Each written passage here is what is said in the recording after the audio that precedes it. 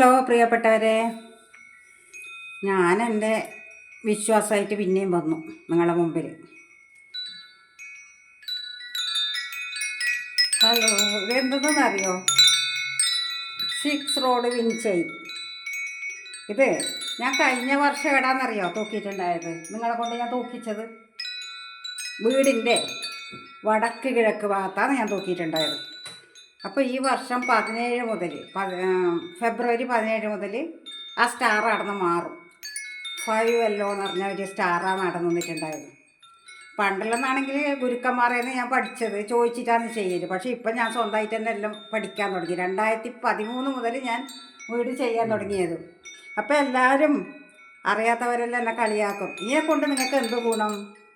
നമ്മളെ ഒരു വിശ്വാസമല്ലേ, നമ്മൾ ആത്മവിശ്വാസത്തിലേക്ക് പോകുമ്പോഴല്ലേ നമുക്ക് ജീവിക്കാൻ പറ്റുന്നത്. അതുകൊണ്ടാണ് ഞാൻ ചെയ്യുന്നത്. പിന്നൊന്നുണ്ട്, ഇതെല്ലാവർക്കും ഒന്നും ചെയ്യേണ്ടി വരില്ല. ചിലവരില്ലേ ഭാഗ്യത്തോടെ തന്നെ ജനിക്കും. അപ്പോൾ അവർക്ക് ഇതൊന്നും വേണ്ട. എല്ലാ ഭാഗ്യത്തോടെ ജനിക്കുന്നുണ്ടെങ്കിൽ പിന്നെ അവർക്ക് എന്തിന് ഇതെല്ലാം തേടിപ്പോകാൻ കാര്യമെന്നറിയോ? ജീവിതത്തിൽ കഷ്ടപ്പാടും ദുരിതമെല്ലാം ഉണ്ടെങ്കിൽ നമ്മൾ എങ്ങനെയെങ്കിലും നമുക്ക് ജീവിക്കണം, ആത്മഹത്യ ചെയ്യാതെ. അപ്പോൾ അതിൽ ശരിയാവോ ഇത് ശരിയാവോ? പക്ഷേ ഇതിൽ ഞാൻ ഉറച്ചു നിന്നിന്. ഒരു സമാധാനം വീട്ടിൽ കയറുമ്പോൾ എനിക്ക് എല്ലായിടത്തും സംരക്ഷണം ഞാൻ നൽകിയിട്ടുണ്ട് എന്ന്. അപ്പോൾ നമുക്ക് സംരക്ഷണം ഉണ്ടെന്ന്. അപ്പോൾ ഈ വർഷം ഞാൻ ഇത് ഏടാന്നറിയോ ഇങ്ങനെ ഹാങ് ചെയ്യുന്നത്? അതുപോലെ അതിൻ്റെ ശബ്ദം നോക്കിയാൽ നിങ്ങൾ ഒരു മ്യൂസിക് നോക്ക്. ഇതന്നെ ഒരു സന്തോഷം. കാറ്റടിക്കുമ്പോൾ അങ്ങനെ ഇത് ഇങ്ങനെ ഈ മണ്ണിൽ ഞാനിങ്ങനെ ആസ്വദിച്ചിട്ട് നിൽക്കും. ഈ വർഷം തെക്ക് ഭാഗത്ത് ഈ വർഷം കഴിഞ്ഞ 2025 5 എല്ലാം സ്റ്റാർ വന്നത് വടക്കിഴക്ക്. അപ്പോൾ അത് ആടെ തൂക്കി, അതിൻ്റെ പരിഹാരമായിരുന്നു അത്.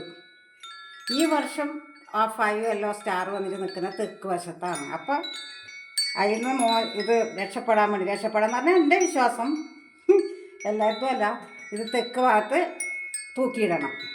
അപ്പോൾ തെക്ക് വശത്ത് തൂക്കിയിട്ട് ഞാൻ ഇപ്പോഴേ എന്തേ നടത്തിയെന്നറിയോ?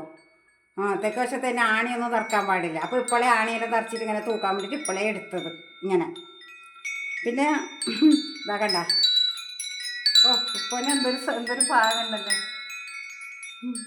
എല്ലാവരും കളിയാക്കും എന്നോട്, ഇതെന്തെന്ന്. അപ്പം എന്നോട് എൻ്റെ ഒരു ഗുരു ഉണ്ടായിന്, ഓൺലൈനായിട്ട് പഠിച്ച വിപിൻ കേശവൻ എന്ന് പറഞ്ഞിട്ട്. അവരിപ്പോൾ ഒന്നുമില്ല.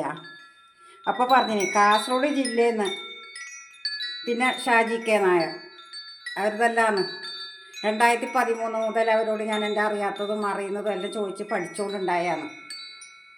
കാസർഗോഡ്. അപ്പോൾ അവർ പറഞ്ഞു എന്നോട്, കാസർഗോഡ് ജില്ലയിൽ നിങ്ങളാണ് ആദ്യം ഇതിനെപ്പറ്റിയിട്ട് ചോദിച്ചതും മനസ്സിലാക്കി ഇങ്ങനെ ചെയ്യുന്നത്. പിന്നെ ഒരു വിശ്വാസമല്ലേ. അപ്പോൾ ഈ വർഷം ഇതൊക്കെ കണ്ട, ഇത് നിങ്ങൾ തൂക്കി തരണം കേട്ടോ. കുറച്ച് കഴിയുമ്പോൾ എന്തെങ്കിലും ഉണ്ടെങ്കിൽ അഭിപ്രായം പറയണം കേട്ടോ.